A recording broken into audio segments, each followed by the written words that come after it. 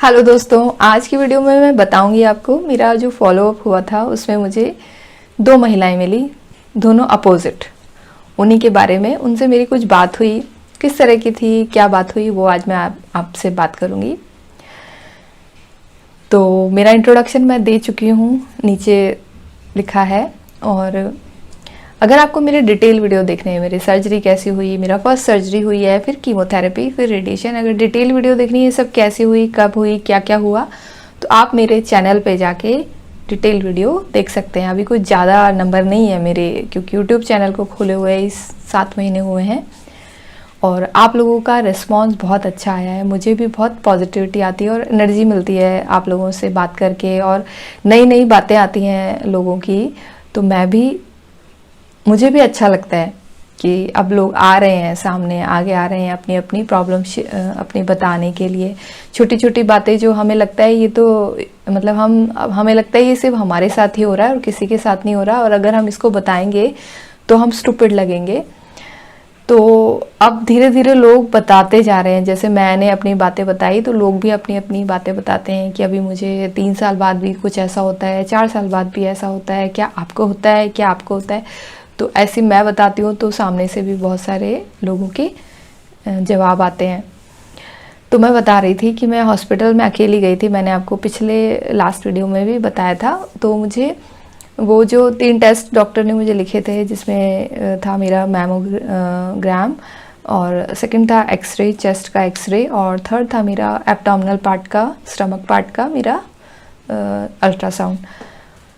तीनों टेस्ट के लिए बैठना पड़ता है बाहर, थोड़े वेट करना पड़ता है, अल्ट्रासाउंड के लिए पानी पीकर बैठो और ऐसे करके, मतलब बहुत टाइम लगता है इन टेस्ट को कराने में।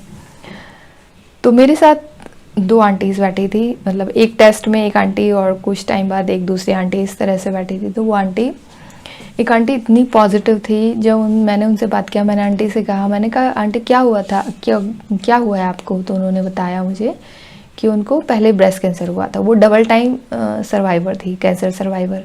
उनको सेकंड टाइम ओवेरियन कैंसर हुआ था और उसके बाद वो ट्रीटमेंट ले चुकी थी, शायद उनको 3 महीने ऐसे कुछ हो चुके थे, उनके बाल सब आ चुके थे और वो बहुत प्यारी सी लग रही थी। उनको देख के लग भी नहीं रहा था कि वो उनको 2 टाइम ब्रेस्ट कैंसर की वो सर्वाइवर हैं। मैंने उनको कहा, और उन्होंने येलो कलर की साड़ी पहनी थी, इतनी प्यारी सी लग रही थी वो। मैंने उनको कॉम्प्लीमेंट भी दिया कि आंटी आप बहुत प्यारे लग रहे हो, आपको देख के नहीं कोई कह सकता है कि आप 2 टाइम कैंसर का पूरा ट्रीटमेंट लेकर निकली हैं।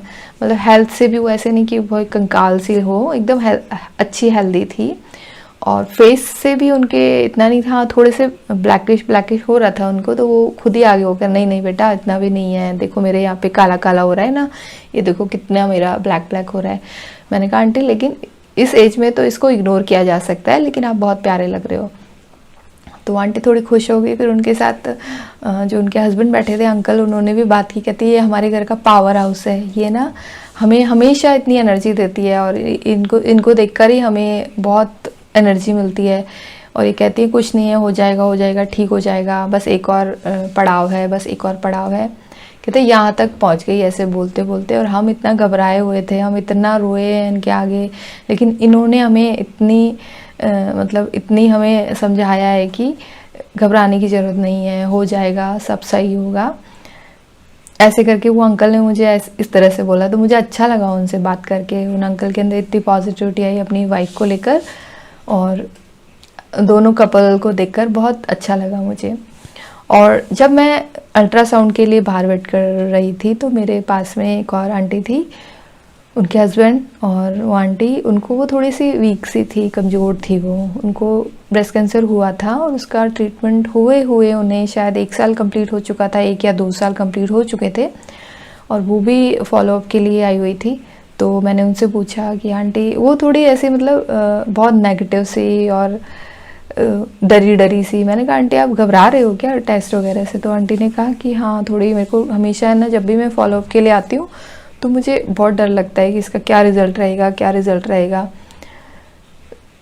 उनके हस्बैंड भी कह रहे थे, मतलब वो ज़्यादा बात नहीं कर रहे थे, वो आंटी से ही मैं बात कर रही थी कि उन्होंने कहा नहीं मुझे तो बहुत डर लगता है, हमेशा ना जब भी मेरे को फॉलोअप के लिए आना होता है उससे 2-3 दिन पहले से ही मुझे नींद आना बंद हो जाता है।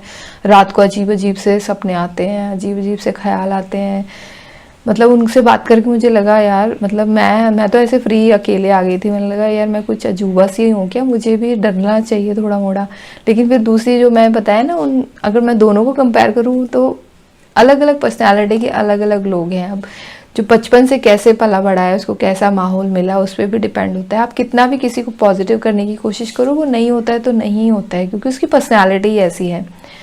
आप खुद को आप खुद ही बदल सकते हो, कोई नहीं बदल सकता है आपको। या तो आपके घर के माहौल, आपके आसपास जो लोग हैं वो कैसे हैं, उस पर भी डिपेंड करता है, और आपके ऊपर भी डिपेंड करता है। और ये वाला जो डर है ना कि दोबारा से होगा, ये तो आप खुद ही आपको दूर करना होगा। इसका तो कोई इलाज नहीं है कि या कोई आपको ये समझाएगा कि यार मुझे हमेशा डर लगता है। बहुत से कमेंट में आए हैं मेरे कि मुझे बहुत डर लगता है दोबारा होने का, आप इससे कैसे दूर रहती हैं, या आप इसके बारे में कैसे नहीं सोच पाती हैं कि दोबारा होने का जो डर है। मैंने कहा मैं हमेशा उनका जो मैसेज है पढ़कर यही सोचती हूँ, यार इसके बारे में कौन किसको कैसे समझा सकता है। ये तो आप हम खुद को समझा सकते हैं कि आपका जो ट्रीटमेंट है वो हो चुका है, आपकी बॉडी में से पूरा जो कैंसर जो पार्ट था वो निकाल दिया है। उस कैंसर की गांठ निकालने के बाद भी इतने सारे ट्रीटमेंट हुए हैं कि कहीं कोई छोटा मोटा हिस्सा भी कुछ रह गया है तो उसमें आपको कीमोथेरेपी दी गई है। कीमोथेरेपी में बार बार पैदा होने वाली जो सेल होती है वो कई सेशन में उसको भी मारा जाता है। सोचिए आप, 1 2 3 4 5 6 7 8 बार, कितनी बार मेरा 8 हुआ था तो 8 बार नई बनने वाली सेल्स को कीमो के थ्रू हटाया गया। और उसके बाद रेडिएशन देते हैं कि कहीं कोई कुछ भी एक छोटा मोटा पार्ट भी अगर रह जाता है तो कि रेडिएशन दिया जाता है। तो आपकी बॉडी जब वो पूरा ट्रीटमेंट होने के बाद आपकी बॉडी एकदम जैसे फ्रेश, एकदम अच्छी है, उसमें कोई आपका कैंसर नाम की कोई चीज़ नहीं है।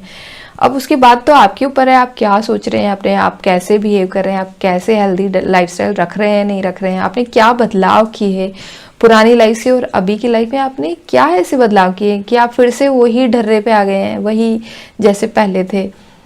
तो यही है रियकरेंस का कारण कि अपनी सोच को बदलिए, और अगर हो भी जाता है दोबारा से भी तो भी उसके लिए तैयार रहिए। इसका इलाज यही है, और बस अच्छा खान पान, अच्छी सोच, अच्छा माहौल, अच्छे दोस्त, पॉजिटिव एटीट्यूड रखें, इसका इलाज यही है। तो ये तो था मेरा 2 डिफरेंट पर्सनालिटी से बात करने का एक्सपीरियंस, और उससे मुझे बहुत मतलब सीखने को मिला कि लोग कितने तरीके के होते हैं और कैसे अपनी लाइफ को वो बहुत अच्छा और थोड़ा बुरा बना सकते हैं। अगर आपको इन स्टोरी से कुछ सीखने को मिला हो तो कमेंट सेक्शन में लिखना, और अपनी कोई नई बात बताना चाहते हैं तो तब भी आप कमेंट कर सकते हैं मुझे। और अगर आपको किसी को भी ऐसी कोई पर्सनल कमेंट है या बात है जो आप मुझसे शेयर करना चाहते हैं तो आप मेरे से इंस्टाग्राम पे से भी जुड़ सकते हैं। मेरा जो इंस्टाग्राम आईडी है वो डिस्क्रिप्शन में दिया हुआ है, आप उससे मुझे फॉलो कर सकते हैं। तो आज की वीडियो में इतना ही, अगले वीडियो में मैं फिर मिलूँगी। तब तक के लिए आप अपना ध्यान रखिए और हमेशा खुश रहिए।